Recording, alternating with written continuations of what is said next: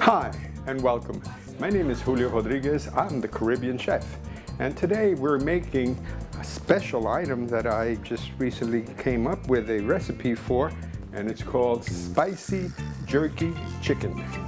We're going to start by cutting up a whole chicken into pieces. You need a very sharp knife for this. Be careful you don't cut yourself. Take the chicken, once it's cut on the ends, pull, that'll break the back. Just cut down. And let's get rid of this little butt part. And we'll cut the chicken right down the center.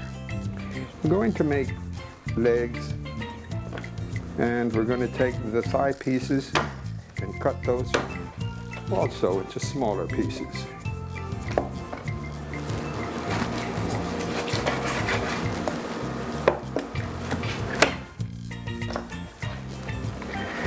The remaining part of the second part here, the wings, we'll be cutting those off. And you have a breast section with a bone. Let's cut that out, and we're going to cut right through the wishbone. Here you have a section that you could take this breast and you could cut out the entire bone and use it for fillets, or in this case, since we're going to bake this chicken, we can take it and cut it into large pieces. Going to use the parts that are inside this bag, and you'll find a heart, and a gizzard in there. Make sure that your chicken is well cleaned before you rub it. Cold water will do the trick. A lot of people add lemon to the cleaning of the chicken. If you want to go that way, it's fine. Let's make the rub that we're going to put on the chicken. I'm going to start out by using some jerk sauce, and you got to remember this is really spicy, so don't overdo it. About 1 tablespoon would be fine. You can use lemon or lime for this particular recipe. We're going to use a whole. It's always good to rub the lemon a little bit. It helps to get the juices out faster.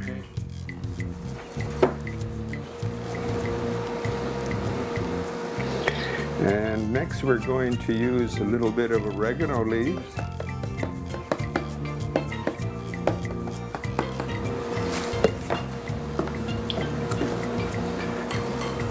Cumin,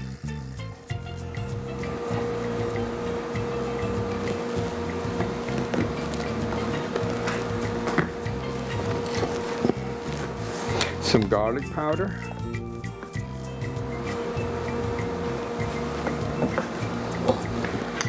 salt and pepper. It's always important to use a little bit of each. And we have some sazon Goya, which will give the chicken color. And this particular sazon Goya has cilantro and achote, which will help to give it a flavor, taste. The end product is to add about a tablespoon or 2 of honey.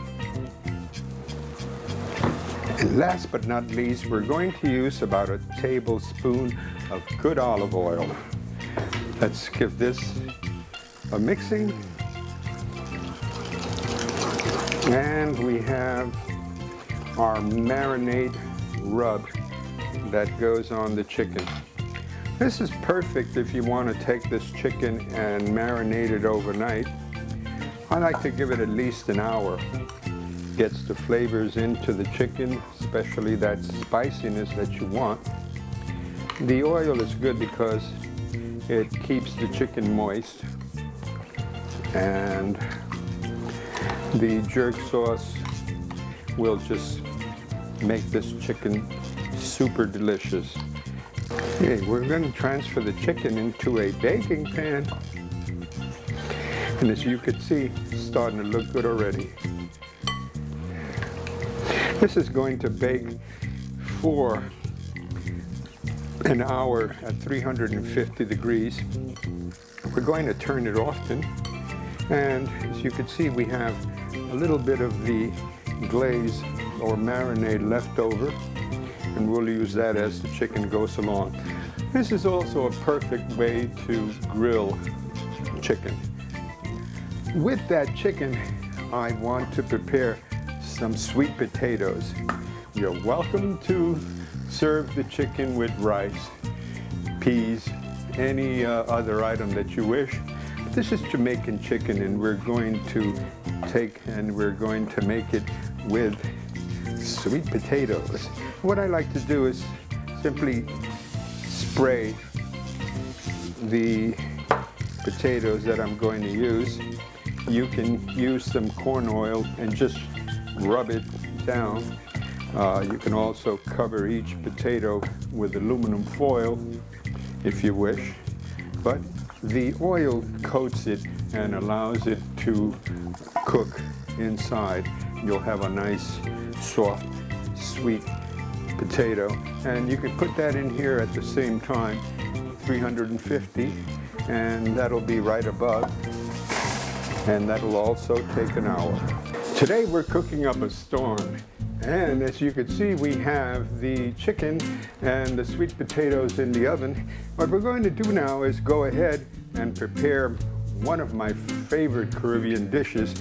In Spanish we call it Patitas con Gabonzos y yautía. In English, those are pig feet with chickpeas and taro root. As you can see, we've taken the pig feet and we've boiled it for a good hour. And the beautiful thing about pig feet today is that they're not as salty as they used to be in the old days. In the past, we used to have to soak them and boil and throw out the water. Today, the pig feet come without salt. We want the pig feet to cook until you can just lift the meat and it falls right off the bone. From there, what we're going to do is add to it a sofrito. Now remember that you can use herbs and spices from your garden. In this particular case, I have some cilantro, basil, oregano, marjoram, but I've also mixed everything up earlier this week, and we have it in a puree form. But I'm going to add, and this is basically for the look, I'm going to add some onions and pepper to the sofrito. These items are going to blend into the sauce.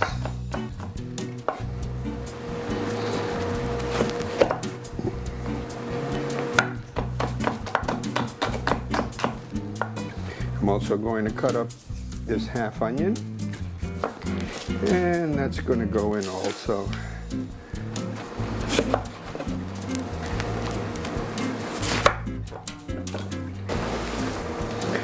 Going to chop all these herbs that I have available.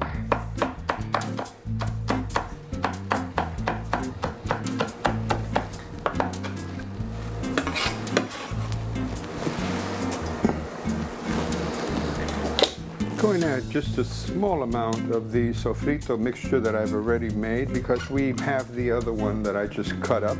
We don't want to overdo it.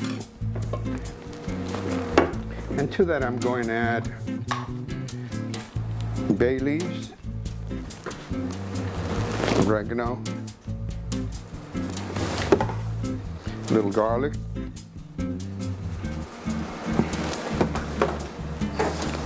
salt and pepper,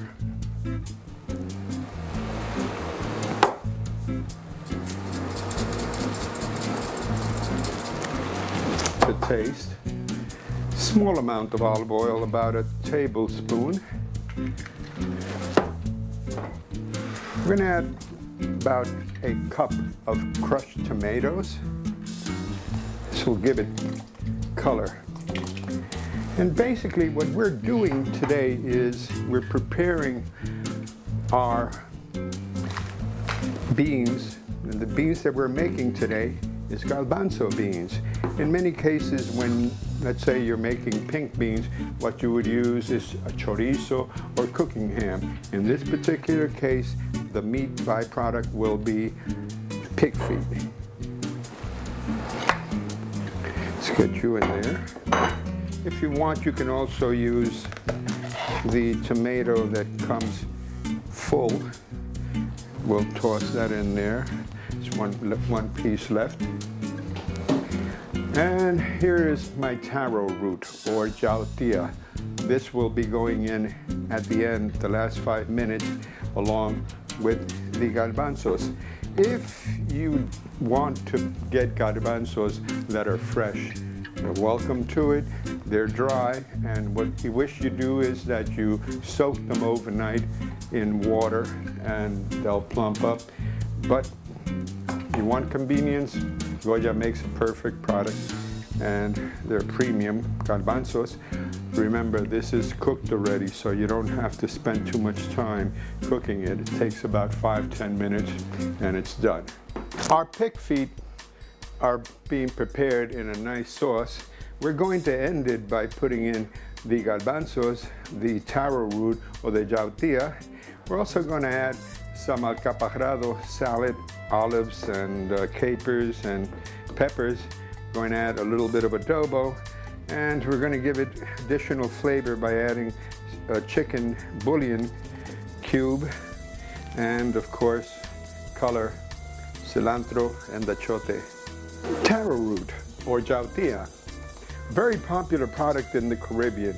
It's almost like a potato, but sweeter, and gives the beans a delicate flavor, which you're going to love.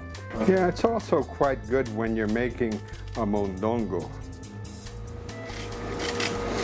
And what we do is we're going to take the skin off, and we're going to cut it up into pieces, put it into the pig feet.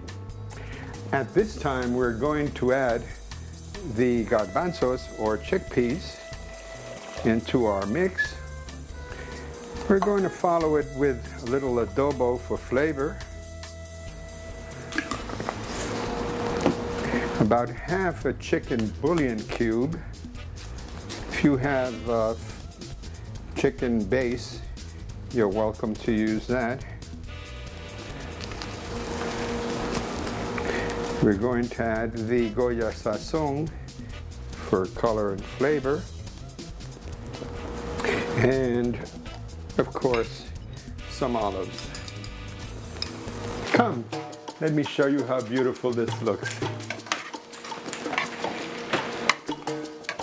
As you can see, we have the tomatoes, we have the jautia, we have the olives, the pig feet are in there. Everything is cooking away. This is going to take about 15 to 20 minutes, and it should be finished. We're also going to start a white rice to accompany this particular meal. We're going to have a perfect patitas con garbanzo y jautia.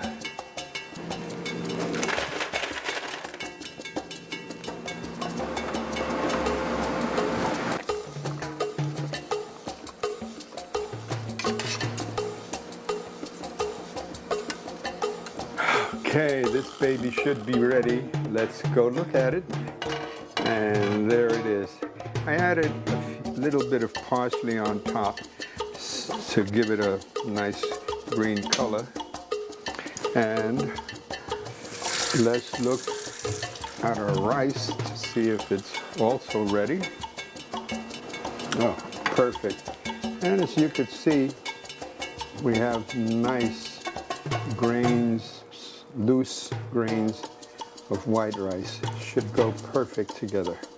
As you can see, the hour is up, and Here's my spicy jerky chicken, and that's served alongside of sweet potato, and as you could tell how soft and moist the sweet potato is.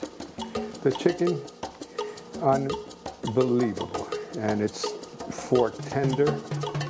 And on this side, we have the patitas, or pig feet, with chickpeas and taro root or jaltilla, served with rice. Fantastic accompaniment.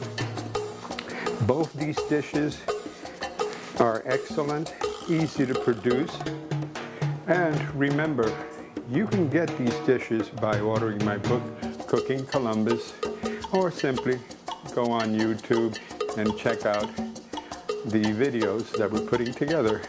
This is the Caribbean Chef saying from our house to yours. Thank you for tuning in this time. We'll see you again soon.